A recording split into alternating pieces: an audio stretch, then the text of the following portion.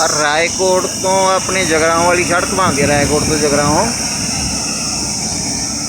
तो भगवंत मान ने माँ के पुत ने लुक दे लो, फुट फुट चाढ़ी पई है भैन। आ देखो अजे दोबारा होर पा रहा वा।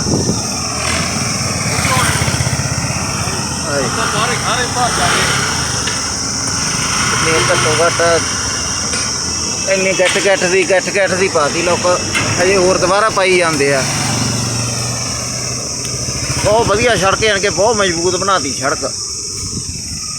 आ देखो किन्नी पाई भी है।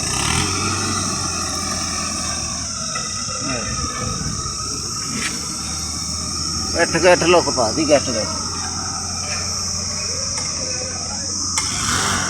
नज़ारा लिया नज़ारा।